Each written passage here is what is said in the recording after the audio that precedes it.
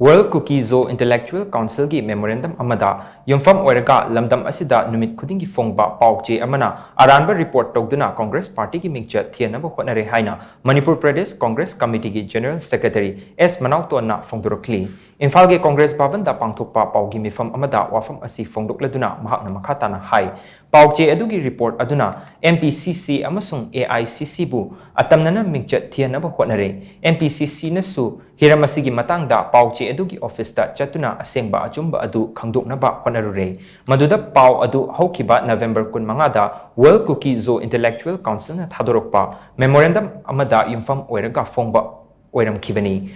memorandum adu Rajya Sabha amasung Lok Sabha gi MP Singh Leibak asigi President Lok Sabha gi Speaker Mizoram gi MP Nagaland gi MP ani amadi Manipur gi Outer Parliamentary Constituency gi MP da address tauri Congress Party bu atamnana mingchat thiana ba honarakliba asida kari karamba action lokhatpa yagada ge haibadu Congress Party gi legal department ga tanaraga action lokhatlagani haina su mahakna makhatana fongdorokli Manipur Myanmar Congress Party की मायने commentary बची अहामदा सिगी मखोगी memorandum से मसी शेंगदबरा number 1 मसीगी question सिगी पाउम जी पिरपदा कोई आनुमाई करसे cookie जो council की memorandum को cookie न साइडना मिटे बिजार साइड पलेता सिगी आथि करे नंबर 1 हाइकी कुकी की लेटर हेची मेमोरेंडम जी जुमेल लोसिको जुमेल लोबदी मैते बिचार कुकी की से जाय साइ सी करिनो अदुजु तौरिबला लेपसे कुकी न मैते ला इतो बोरगदी मैते नि चाय पियाय सिदी लांग लेबोय को सेपरेट मिनिस्टर पी दबे यारोय कोई पोजुजली टाइटर यूनिट टेरिटरी पी दबे यारोय हाइबकी वाफम सी मैते बिचार चाय सी करिनो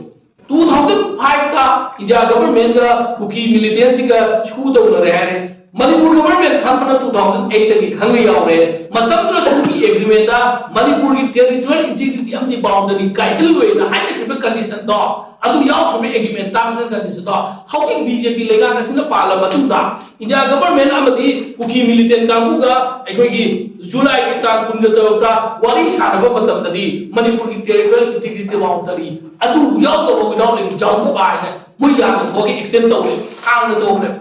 नोरिसे मसिगी जत थिजलगा वाई कई दमका बीजेपी लगा हबि सेंटर दसु स्टेट दसु बीजेपी लगा पाइलगा छुगिदा कांग्रेस की मतलब यानरमबदी टेरिटोरियल इंटीग्रिटी बाउंड्री मेंटेन तौगनी मणिपुर के हैबा हौजिना मणिपुर की टेरिटोरियल एंड इंटीग्रिटी बाउंड्री सि लौथोनी हाइना अदो सेपरेट एडमिनिस्ट्रेशन की दा वारी सानबा यारे न वारी सानबा छु एक्सटेंड तौवे सुबा मरम सातबा आराम मणिपुर की टेरिटोरियल इंटीग्रिटी ने कायरत कदोबा सुबो कोचिन थिजलगा इन्वेस्टिगेटिव जर्नलिस्ट अमगे आइडियोलॉजी दा प्रोफेशनल इथिक्स ना नसलगा होंबे को तारगे एकोगी मीडिया हाउस थी याना अमगे इज्जत तौगने